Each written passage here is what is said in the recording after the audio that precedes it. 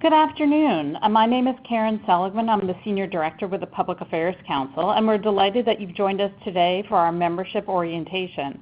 Our hope is that by the end of this session, which will last about 45 minutes, that at the end of the session you'll have a better sense not only of who the Council is, but more importantly about all the resources and services that are available to you and to your fellow public affairs professionals.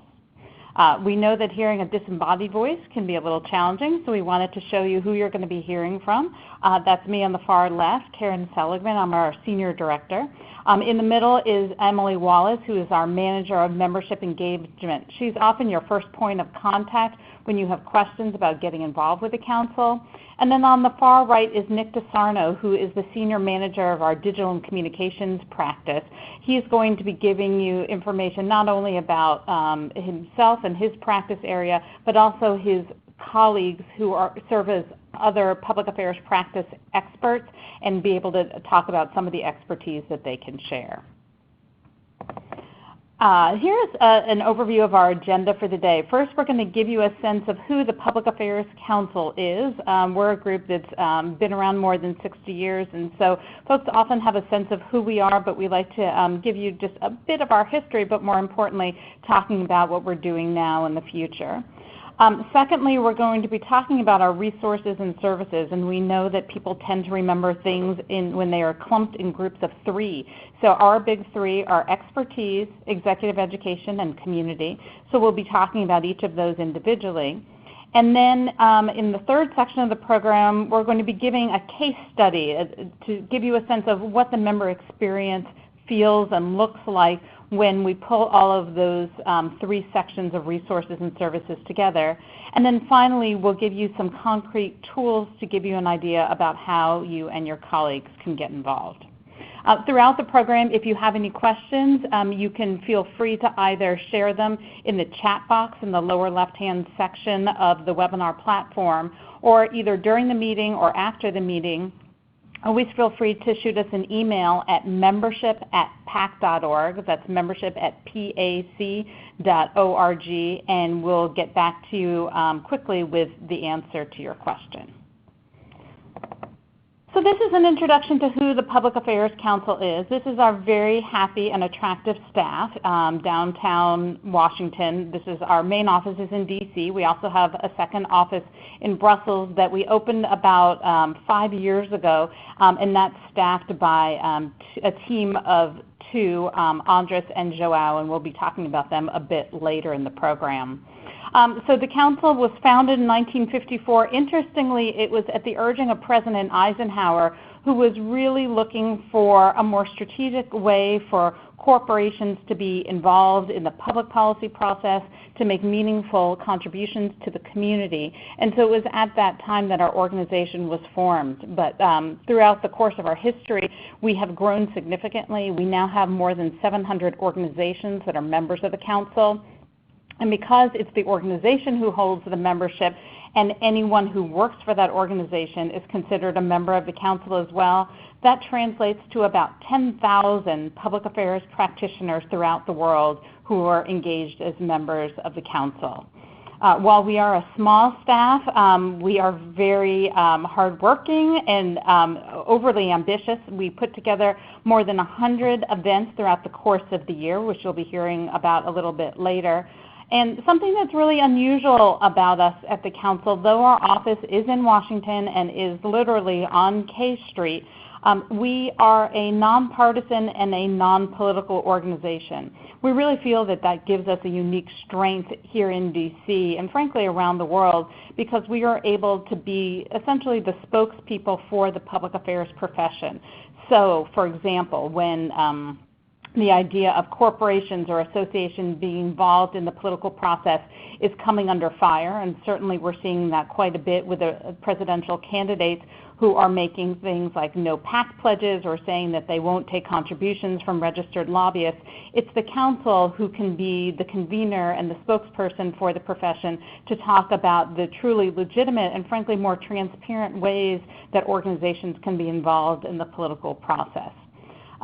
We also don't take a stand on any issue or lobby ourselves. kind of ironic. We train other people about being effective advocates and lobbyists, though we don't do it ourselves, mostly because we have such a diverse membership, we probably couldn't get anyone to agree on any particular public policy issue. But it also makes us really kind of a welcoming big tent for all different types of organizations who you'll meet in just a moment.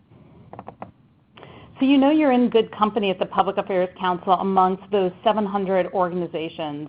A lot of these logos that you see on the screen right now are household names that are familiar to you and represent just a small sampling of who are the members of the Public Affairs Council. You can see that we have quite a diverse community. About half of our members are from corporations, everything from Fortune 10 companies down to startups. We have about a quarter of our members come from trade and professional associations. About 20% are consultants and vendors who provide resources and services or software or consulting to the public affairs community. And then finally, that skinny slice of that pie, that little blue slice, are sort of our non-corporate members. I said, you know, we have a big tent, and so we invite everyone in. So some of the organizations that might fit in that non-corporate sector are things like labor unions.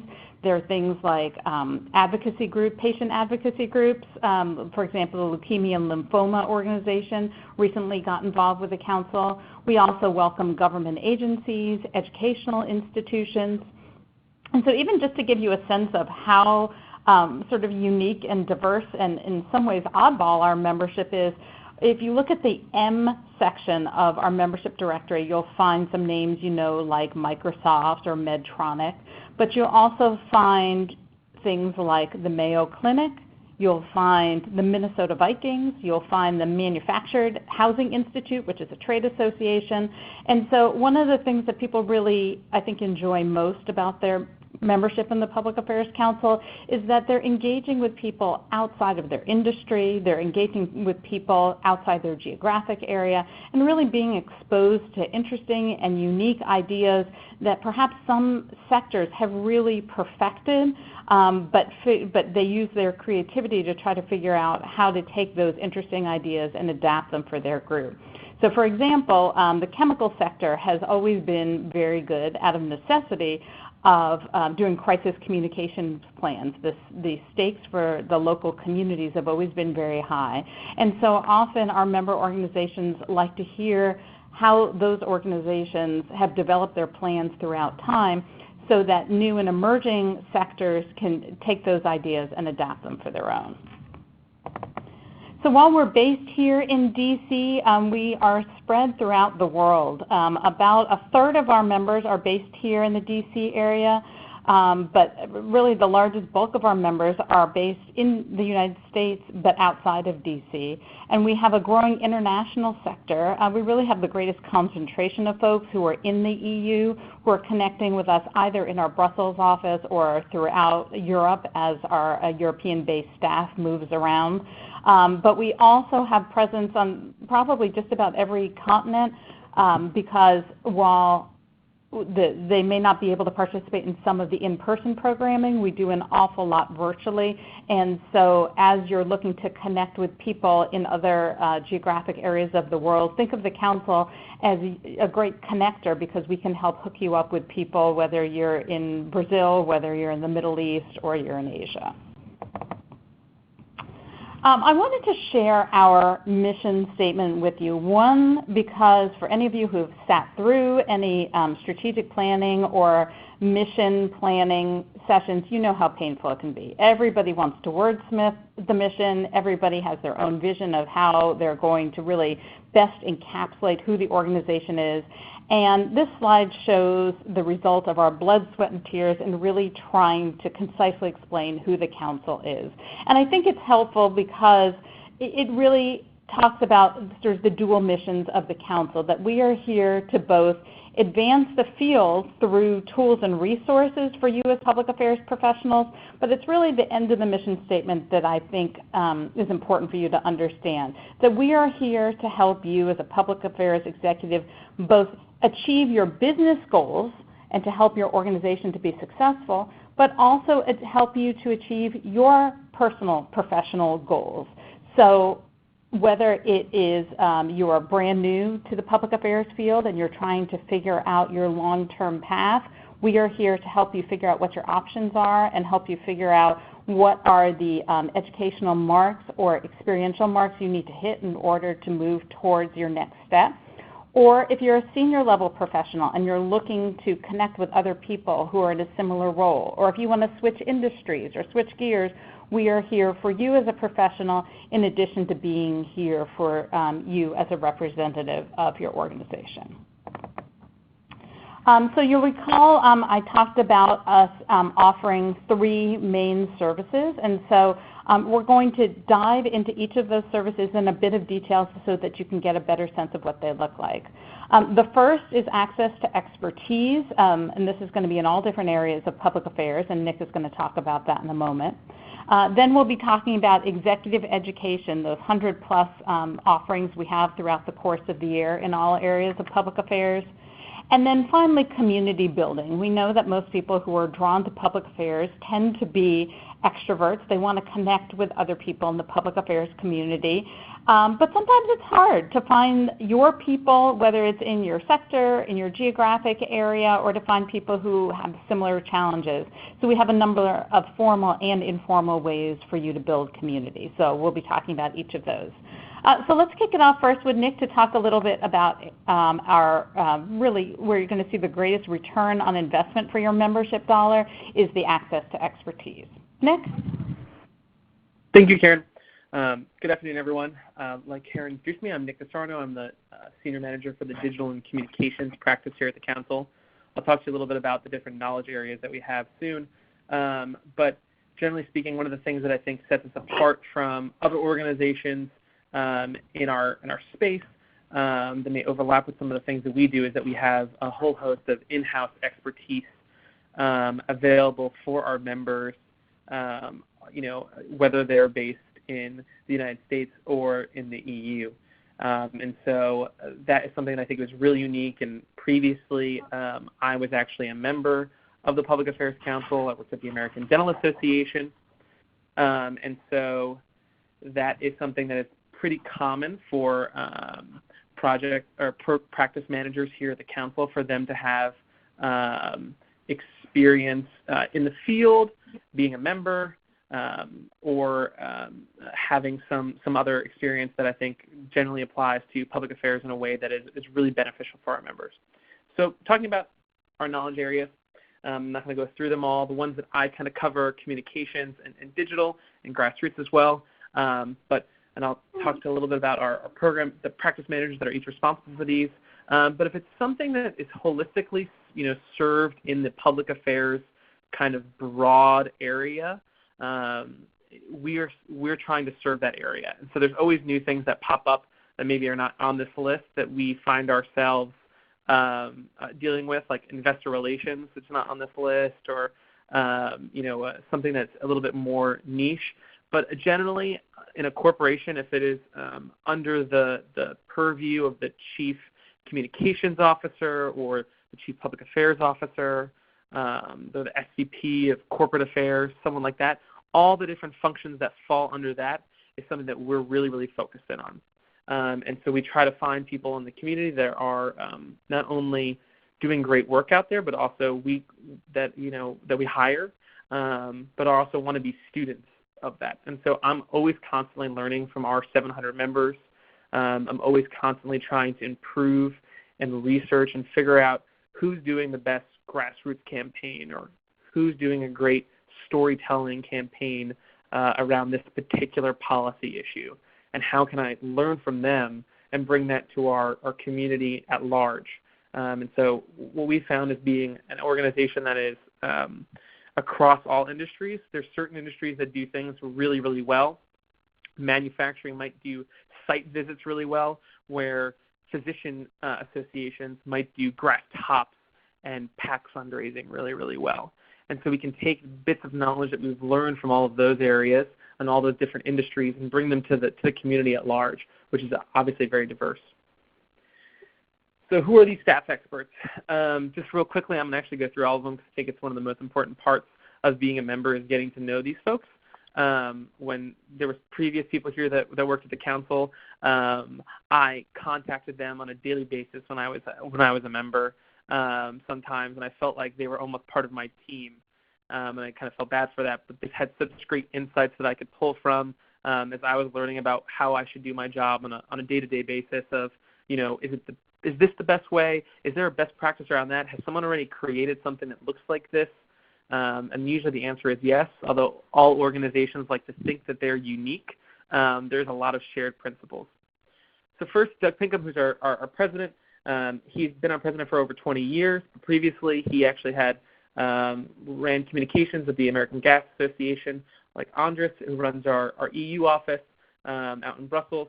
He's been held multiple positions in EU commissions and has been a staffer there, and he really knows everyone. I was in Brussels with him a couple of months ago, and we could not walk down the street without someone running into him. And he actually previously wrote the guide that helps EU civil servants pass the tests that they need to do before they can be hired. He wrote the guide for that. And so pretty much everyone that's in the civil service in Brussels has his name on at the front of their mind because he helped them. We have Chris Bender, who was previously actually on our board of directors, who's our vice president of public affairs, and previously was the head of public affairs for Novozymes. We have Kristen Brackemeyer, who leads our PAC practice, John Brandt, who leads our communications practice. There's me, Kelly, who does our government relations practice, Dasha, who runs our global public affairs, and then Joao, who's also in our Brussels office, and he also came from the commission. So what are the types of kind of questions? And I'll go through a little case study later on today. I'll just take a couple of minutes to talk about one of these questions in a little bit more in depth. But it really runs the gamut from, how can my organization improve on our email grassroots list? How can we gain more attendees or signups? To we're rethinking the entire way our organization is structured around public affairs and government relations. What are some structuring and plans that you've seen in place that have been really effective? I had a call yesterday about we're redoing our communications function and we want to operate a little bit more like an agency. What are some models there that might work? What are some content planning tools that might help us become a little bit more agile in the way that we manage our work? And what are some management tools that we can use to better communicate through our communications team that's about 15 people. And so that was a really fun question, and we brainstormed and we talked probably for an hour, and then I'll follow up with them with here's some sample structures that we've seen from other associations that look like you. These are some of the pitfalls that we've heard from our members, and a lot of times we're part expert in the sense that we know what a lot of our members are doing. We're part curator. We're trying to find and research all the best information, and then sometimes we're part psychiatrists, and we're helping them through a problem and just talk about something and give them a different perspective maybe that's kind of devoid of knowing too much about the personalities or types in their organization.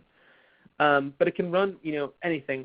Sometimes we are also used as guest speakers for your meetings, and these are some of the different topics that we've previously talked about, but essentially anything in the public affairs arena is something that we've probably have come across being asked by one of our members to speak to. Sometimes it's because they need a training at their fly-in or lobby day. Sometimes it's because they have a global retreat with just their public affairs teams, and they need someone to lead a strategic planning session or a training session around how to raise more money for their political action committee. And then sometimes it's also that we want to be an outside voice for the organization that might want to talk to like a volunteer board or maybe even the board of directors at a company about why public affairs and government relations is so important and maybe what the return on investment is for government affairs, which is always a fun topic. And so if you need help, if you need a speaker for one of your meetings, it's something that we do quite often. I was speaking on a LinkedIn webinar yesterday, and I have another one coming up in 2 weeks. And someone, in our office, it seems like is always going out to one of our members, and that's something that I think is a real value that we can provide for you and your team. We also have legal guidance, and that is Ken Gross, who is a partner and the head of the political law compliance section at Skadden Arps, which is one of the largest law firms in the country. He previously was the general counsel of the SEC, so he knows what he's talking about. We used his guidance here this morning, actually, when we had several reporters come in for a Political Action Committee roundtable, where they were able to ask us questions, and we were on the record. And so we always want to educate the reporters about campaign finance and issues around the No PAC pledge that are going on right now in the United States. And so Ken was our attorney there. But what you can use him for, is for you contact us, and if we do not know the answer to a legal guidance question around political or PAC compliance or campaign finance, we shoot it over to Ken, and he'll talk directly with you. As long as it doesn't require attorney-client privilege and it's not a sticky issue, if it's something that is just generally applicable to the law, then we pay his hourly retainer fee for answering that question. And so for some of the organizations, you can easily make up your cost of membership in just asking him one or two questions, because I think he charges somewhere like $1,500 an hour,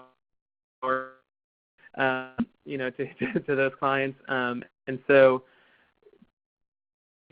if you're having a fly-in, or you're doing a sit, or you're unsure about, you're supposed to report something, one of the biggest things that we can help you with is making sure that you're compliant. It is such an important thing that your organization remains compliant, and then if it changes hands and someone else is now responsible for it, please contact us, because we run a lot of webinars, workshops that feature Ken and other political compliance experts. And the basic thing that we can do is keep you out of jail and your organization out of the news, because that's the base level. We want to get you to be best-in-class public affairs function, but we really don't want you to obviously end up in a jumpsuit. And so that is something that you can really take advantage of as a member. Then there's also research and benchmarking. We do a ton of research and benchmarking for the industry. It seems like we're kind of coming out a report every month. Some of them are these large reports that take us months to compile. We're currently doing the 2019 PAC benchmarking report for both associations and corporations. And it's the most comprehensive report that looks at political action committees and how much they raise, what's their average donor look like, who do they solicit, who is in their solicitable class, what's the average participation rate in the PAC. All of these great figures are going to be available for you. They come out this summer. We also do more long-standing reports around specific issues, like what does public affairs in Brazil look like, or when you're setting up your EU office, how do you do that? We just released our EU and public affairs report pretty recently.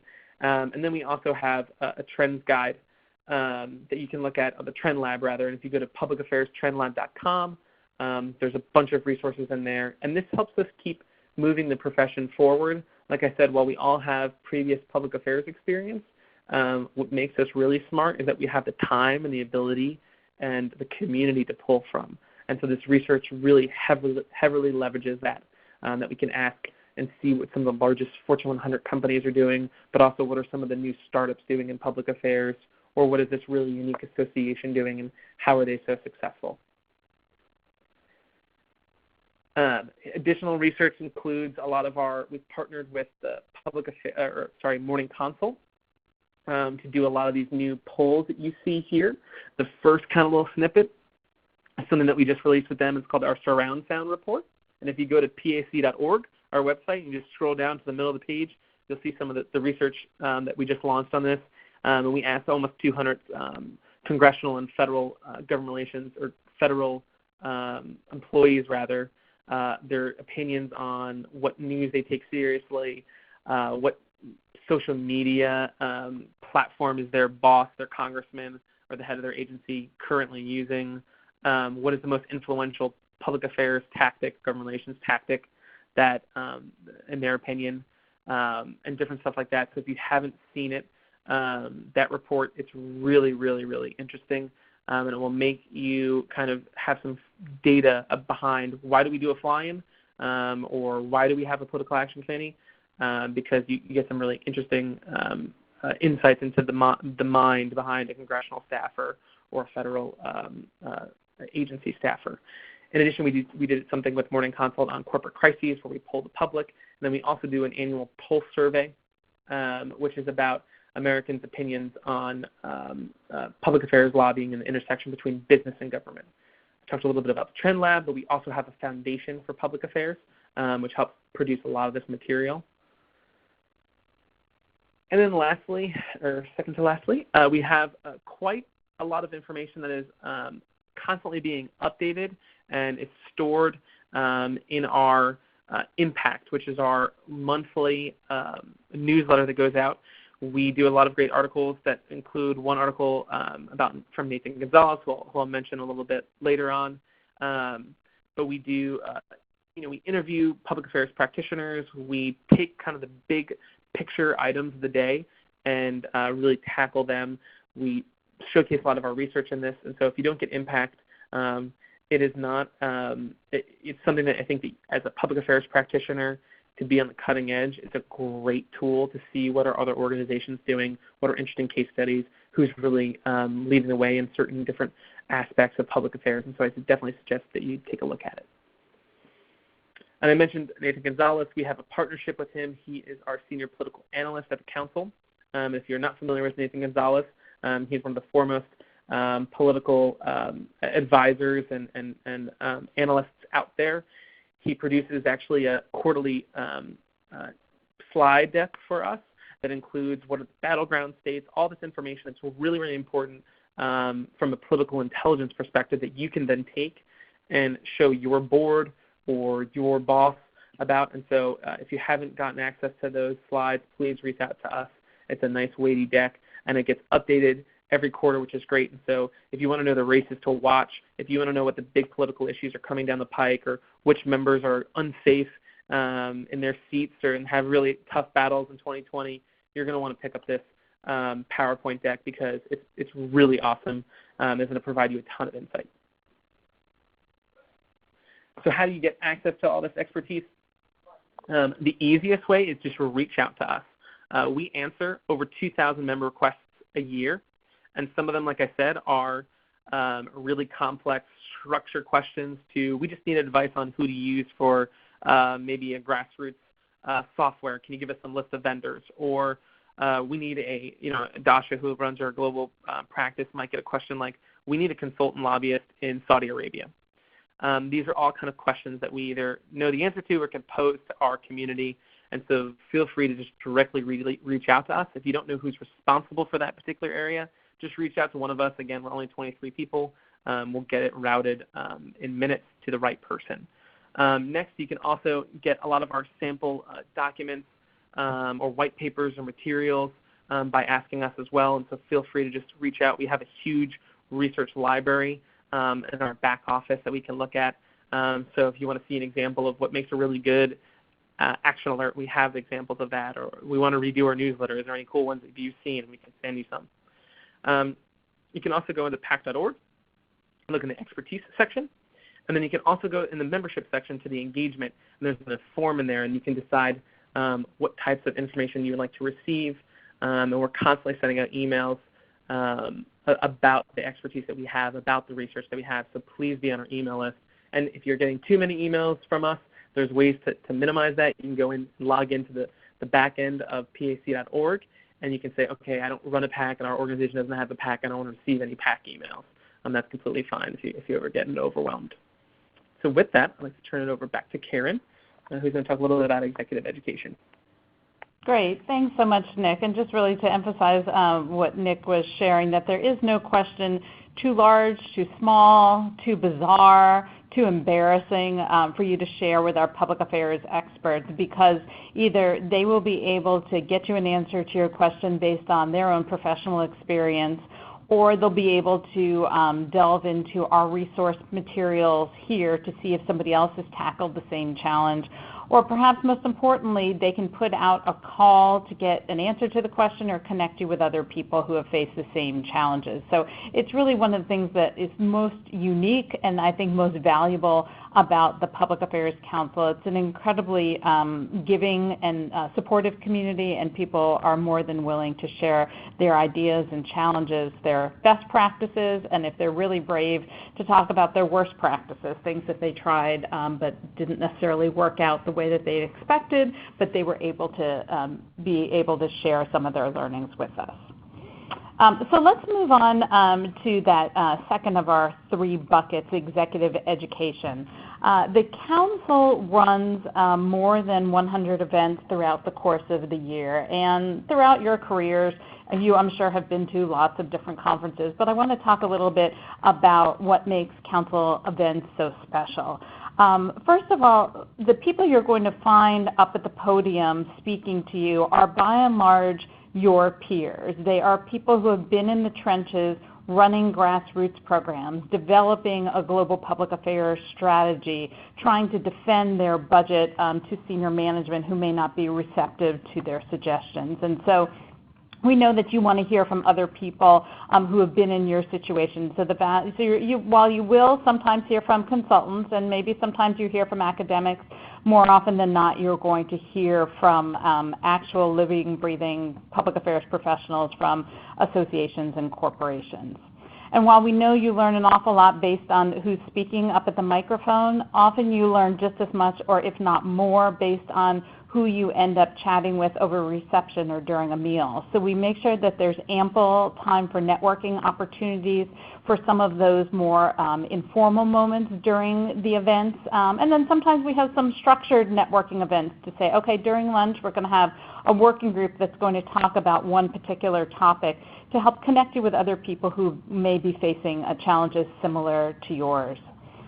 We are, as one of my previous colleagues called us, freakishly practical. So we want to make sure that the ideas that you're hearing our events are the kind of things that you can immediately implement once you get back to your office, or even in the Uber ride back to your office, because they're such good ideas you want to get them going right away.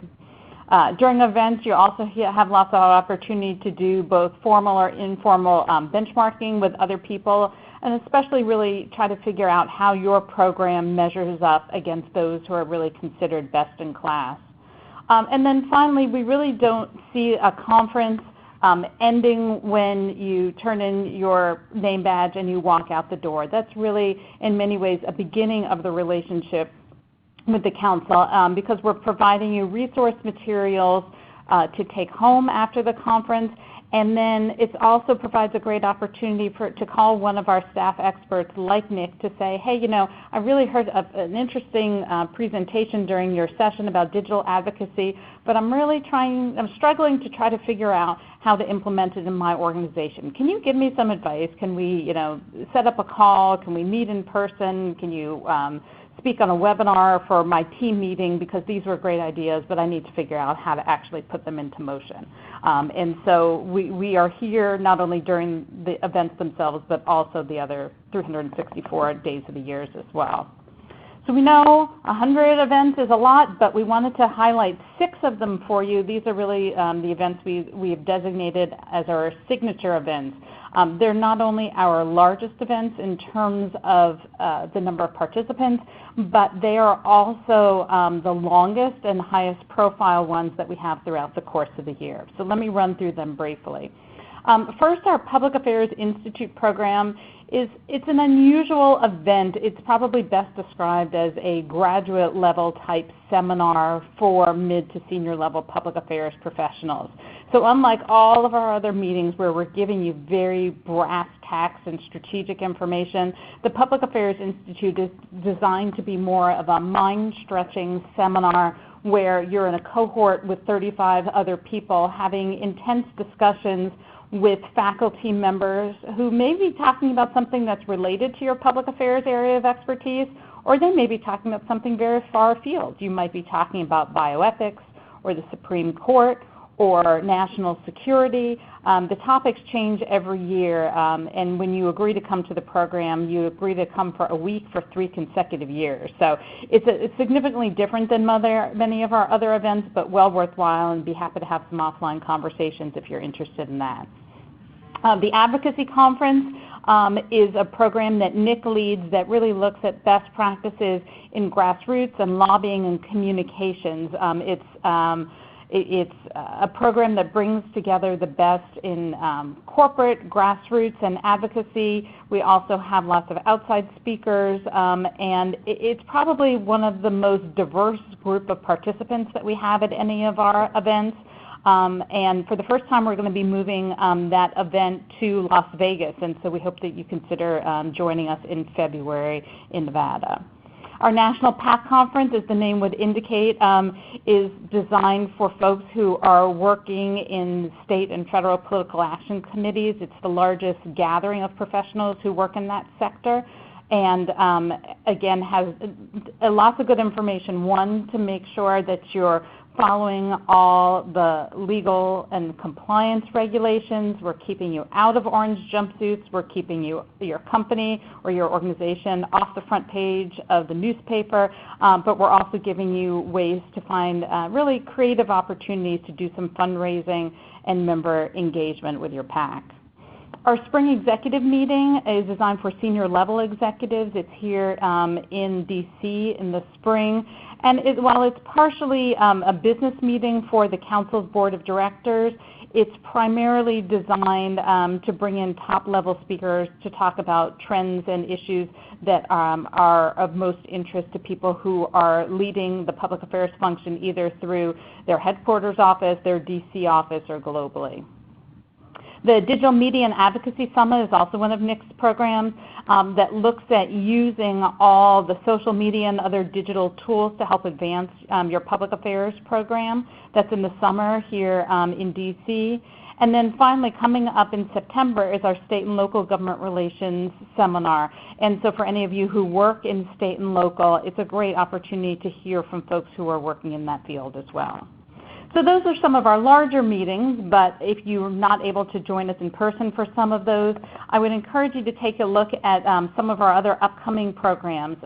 This is just a sampling of some of the events that we have coming up in the next several months. You'll see that they fall in line with all the different public affairs areas that Nick alluded to earlier.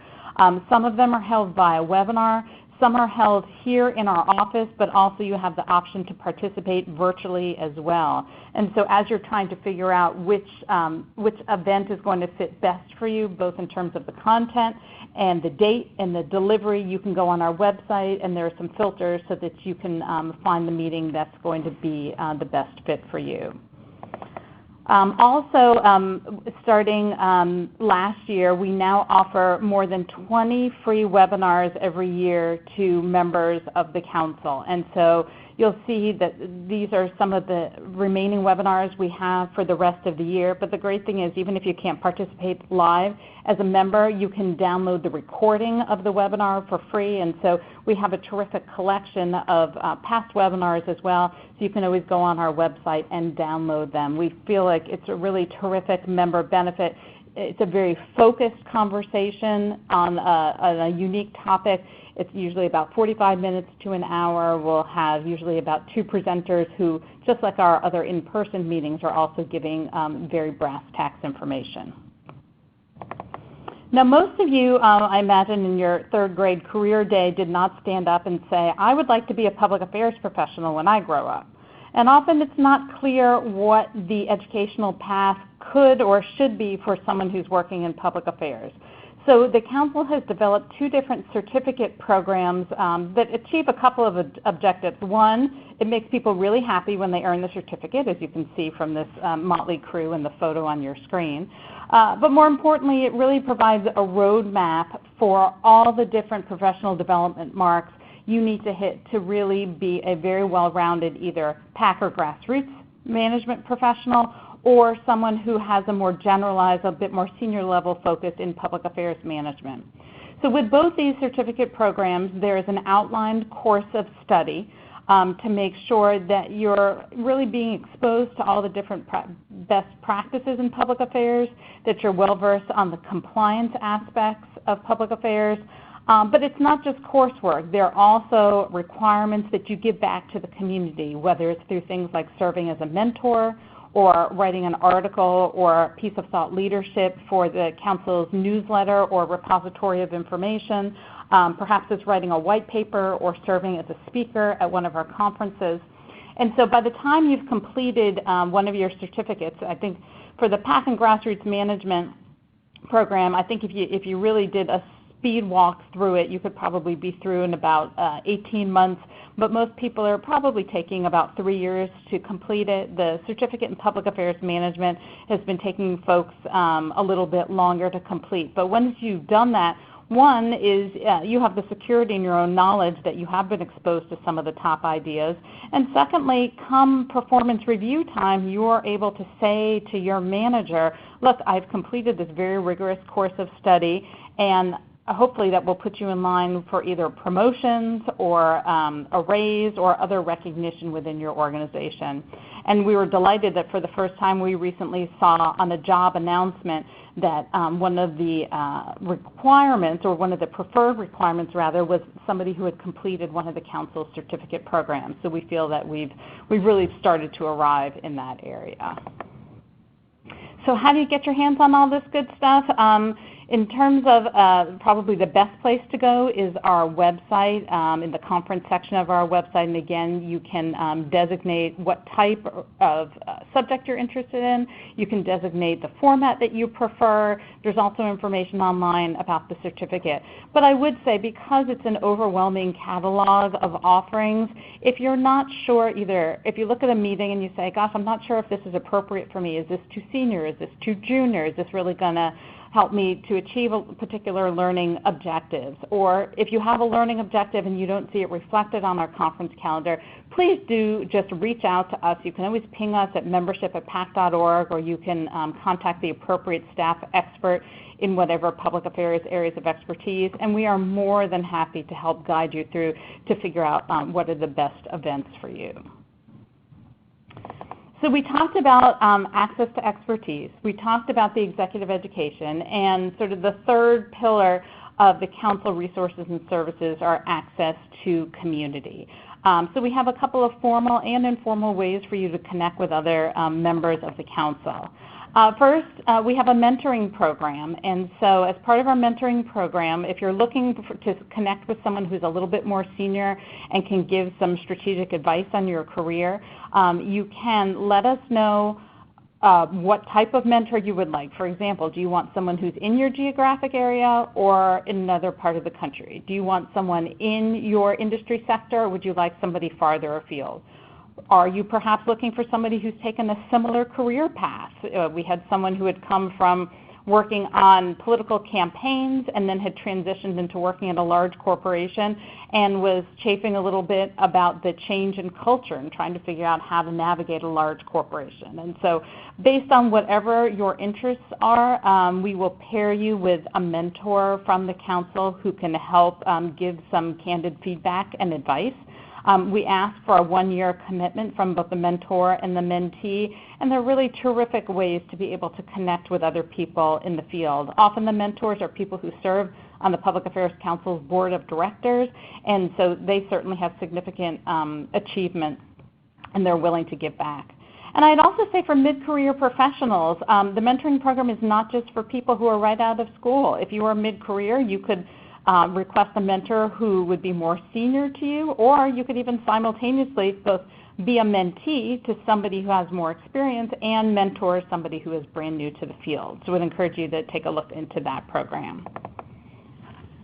We also, while we embrace the idea of the Council being a big tent and having lots of different organizations and valuing the synergy between groups that don't normally interact, we know sometimes you just want to find your people. And so we have 5 different professional networks to help you to find people who are in similar professional roles as you. So we have 3 of our networks focus on specific public affairs areas of expertise. Our political involvement network is for folks who are working in lobbying, PACs, grassroots, or advocacy. Our international network is for folks who have global public affairs responsibilities. And our social responsibility network is for people who are working to try to make sure that their company or their industry is really implementing best practices for community building and sustainability. So each of those three groups gets together for educational programming that's focused on those particular public affairs areas. Our association network focuses on, as you would imagine, folks who are working in trade and professional associations. And our emerging leaders network focuses on our next generation of leaders. We do a lot in that group focusing on networking skills, professional development, and really looking at your glide path in the field of public affairs. So all of these networks are free to members. You can join one, you can join all of them. They have special networking, in-person networking events. They have educational newsletters. And later this year, we will be announcing new online communities, and there will be spaces for each of these professional networks so that folks can connect with each other in person and virtually. Our board of directors is a fabulous networking group for senior level public affairs professionals. If you have some questions about that, be happy to answer it. But it's an unusually large group. It's about 160 people. But it's folks who are interested in helping to support the council, but more importantly, really coming together to learn in an environment where they're going to be around their peers who are also head of function. We have a number of different what we call leaders groups. These are opportunities for folks who are not necessarily the head of the function and therefore eligible for the board of directors, but rather they're mid-career professionals who have really demonstrated success in their area of public affairs focus, and they're interested in, one, helping to advance the practice of that particular public affairs field. Two, they want to be able to give back to the Public Affairs Council. And three, be able to help guide our programming and resources and services. Those groups are selected by application for a 3-year term. It's something that we kicked off recently, and we've had a terrific response to that as a different way for folks to network with each other. Not surprisingly, we are on all the social media channels, most recently on Instagram. If you follow us or connect with us on any of those channels, you're not going to find us talking about whatever our next upcoming event is, but you're going to find, for example, links to articles that you may links to articles and publications that you might not necessarily follow, but highlight what we feel are interesting public affairs trends. You might see a video on YouTube talking about demonstrating the value of your function. You might see some interesting articles that we've posted on LinkedIn. So I would encourage you to connect with the council on the various social media platforms. And so we are going to, I think, skip over this next section because we're running a bit long about sort of the member experience and how all of these pieces fit together. We essentially want to say that there are a whole host of different offerings, and so the public affairs expert who's working in the area of greatest interest to you can really help you and guide you about how to pull together all the different pieces of our expertise, of our community building, and our executive education to make sure that you're getting a very well-rounded exposure to the field and public affairs. So how do you get your hands on all this good stuff? One is, lucky for you, since you have registered for this event, you now have your very own profile in the council's database. So you and all of your colleagues as members of the council have access to all the resources and services. So now that you have a username and profile, you'll be able to go on the website and log in. If you can't remember what your login is, don't worry. There's a password reset function, and it will be able to get you online. Once you're in the portal, you'll find opportunities to either, one, register for events. You can download publications, or where I'd really encourage you to point you towards is the area where you can designate information about your profile and your interests. So that's going to make sure that the materials that you receive, one, are actually reaching you, and two, are going to be of greatest interest to you. So here are your marching orders, my friends. Here are 6 ways that you can get involved with the council today. First, in terms of expertise, you can head on over to the website, download some of those online resources, and then I'd spend a moment really trying to identify who the staff expert is that works in your area. Do you focus on social responsibility, in which case John is going to be your best point of contact? Do you do state and local government affairs? Then Kelly is going to be the person you want to put on your speed dial. If you're not sure, you can ping us at membership@pac.org, and we'll be happy to help you figure out which one or multiple experts are going to be your best connection to the ideas that you need. Secondly, in terms of executive education, it's summer times, and so the kids are off school, but we don't want our learning to stop. So I encourage you to take a look at the upcoming conferences. You can even download our full 2019 conference calendar. So even though some of the events have passed, if there's something there that piques your interest and think, oh gosh, that event that you did in March sounded great. I'm sorry I missed it, but I'd like to learn a little bit about what was covered. We'd be happy to get some of that information to you. And also take a look at that certificate program. It's going to be back to school time before you know it. So take a look and think about your own professional development plan for the rest of the year. And then finally, in terms of getting involved in our community, give some thought to becoming a mentor or mentee or both, and also signing up for one of those professional networks. And don't worry, you won't need to remember all this. Emily will send you a follow-up email that has easy links to get you into all of these particular areas, and again, our contact information if you need it. So I will pause and vamp here for just a second, give you an opportunity to ask any questions you have in the handy-dandy little chat box that's on our webinar platform. Any question, large or small, is fine, or you can always email it to us afterwards if you have any questions. We love being challenged. We have a former chairman who used to play Stump the Staff to see if he could find a bizarre question that our staff wouldn't be able to answer. But unfortunately for him, he was never successful, but we were happy to rise to the challenge. Okay, so also, I don't... Go ahead. State and federal has a bunch of people in a room, so if we don't hear a question from them, I'm going to be very sad. There's like 15 people in there watching this. And Jennifer, I see that you asked where we can find newsletter templates and examples. Nick, do you want to talk about how to access those? Yeah, Jennifer, if you just want to send me an email, we can definitely send some of those over for you. We just try to make sure that, like we have a lot of examples that might be from competitors or policy foes. And so we don't want to share those with you. And so we just try to keep a lot of that offline and in our database. So when we have examples, we're giving you the kind of things that you can access and use right away. Plus we have probably around 15 to 25,000 different documents, and so it's a lot to go through. And so we want to be the ones that are the searchers. Exactly. Yeah, Nick and his colleagues are all excellent curators to be able to make sure to get you what you need. Melanie, you were asking about confidentiality with members asking advice. Is there an agreement in place? We do not. Nick, do you want to address that? Yeah, I can address it. Yeah, so we don't have like a formal agreement, but like I said, I haven't obviously mentioned names of people that we've worked with. That's something that we're really, really conscious about, is just confidentiality. Public affairs as a practice is something that is, when you're in the news, a lot of times it's not a good thing.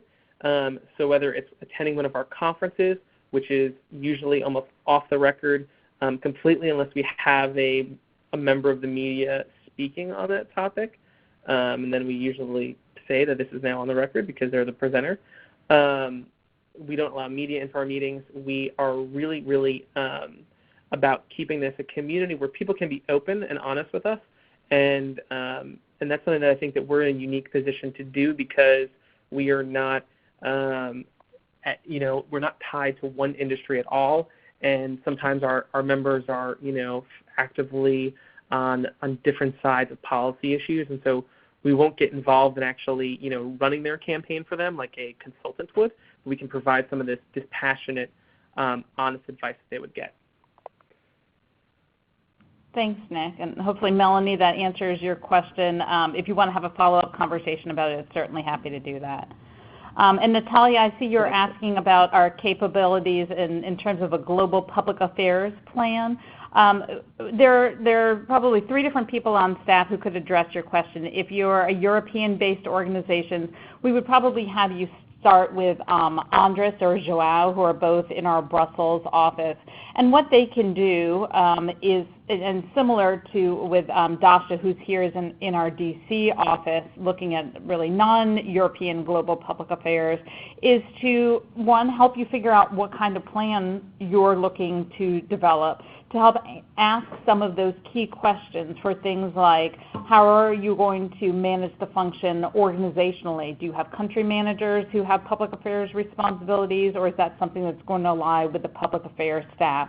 What measurement or evaluation tools do you have in place? How is your global public affairs plan being aligned with the business plan? And so a lot of it is initially having a conversation about what you're hoping to achieve, talking a little bit about best practices, about what other people are doing, and then sharing some samples from other organizations. And this also kind of speaks a little bit to Melanie's question. When people share materials with us, it really in many ways doesn't matter the organization it comes from, and often we will redact the name of the organization because if we think something is well written, it's not necessarily relevant the company or industry that it came from. We really care that it's something that we think has a very cogent structure or explanation talking about that organization. So sometimes we will just erase that information so that it's not available.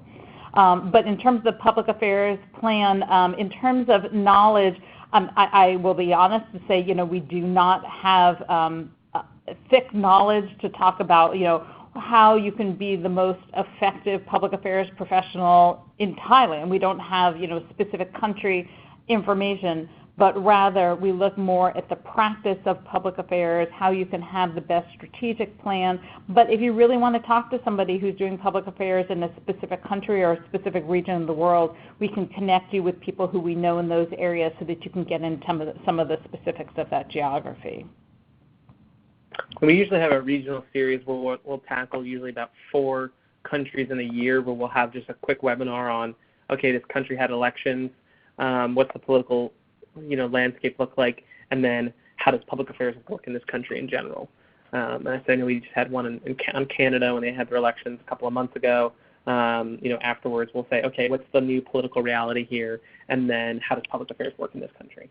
But very specific or smaller countries, we may not have that in-depth expertise in. And Natalia, we can hook you up with our staff after that if you like. If there aren't any additional questions, then we will wrap up. We will send you these slides afterwards so that you'll have them accessible. They will have all of our contact information, has information for both our European office and our U.S. office. As you will recall earlier in the session, I talked about our mission statement and how we really had to struggle to try to concisely explain who the council is.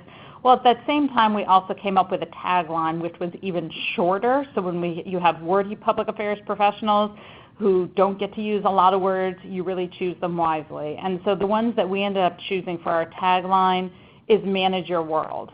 It's a pretty audacious agenda to say we're going to help you manage your entire world, but the reason that we thought it was a good fit is that, one, the Public Affairs Council is here to help you manage your world geographically, whether your area of focus is one local municipality and that's where a plant is and that's your responsibility, or if you have global public affairs responsibilities and everywhere in between.